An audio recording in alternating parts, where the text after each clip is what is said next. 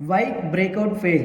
అసలు బ్రేక్అవుట్ అనేది ఎందుకు ఫెయిల్యూర్ అవుతుంది అంటే కనుక మనకి 3 రీజన్స్ ఉన్నాయి సార్. ఒకటి false breakout, liquidity grab, retest.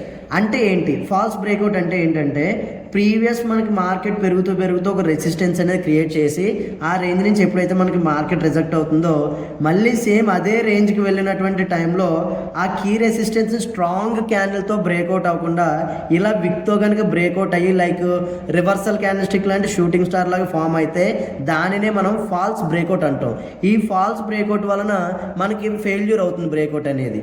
లేదా లిక్విడిటీ గ్రాప్ అంటే మనకి మార్కెట్ ఒకసారిగా పెరిగి హయ్యర్ లెవెల్స్ నుంచి ఎప్పుడైనా రిజెక్ట్ అయిన తర్వాత మార్కెట్ ఎక్కడైతే ప్రీవియస్లీ సపోర్ట్ తీసుకుందో ఆ సపోర్ట్ తీసుకొని మనకి మార్కెట్ మళ్ళీ రైజ్ అవుతున్నటువంటి టైంలో మనం దీన్ని లిక్విడిటీ గ్రాప్ అంటాం. అంటే ప్రీవియస్ ఉన్నటువంటి లిక్విడిటీని మార్కెట్ అనేది గ్రాప్ చేసుకొని పైకి మూవ్ అయిపోయింది.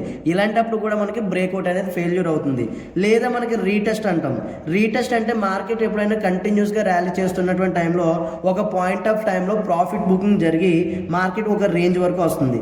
ఆ రేంజ్ వరకు వచ్చినప్పుడు మనం బ్రేక్అవుట్ అనుకుంటాం. అది బ్రేక్అవుట్ కాదు సార్, రీటెస్ట్ వచ్చినటువంటి రేంజ్. కాబట్టి ఆ రీటెస్ట్ చేసుకుని మళ్ళీ మార్కెట్ అనేది ఏదైతే ప్రీవియస్ హై ఉందో దాన్ని కనుక బ్రేక్అవుట్ చేయగలిగితే మంచిగా మార్కెట్ అనేది కంటిన్యూస్ అవుతుంది. ఈ బ్రేక్అవుట్ అవ్వకముందు జరిగే ఈ రీటెస్ట్లో కూడా మనకి బ్రేక్అవుట్స్ అనేవి ఫెయిల్యూర్.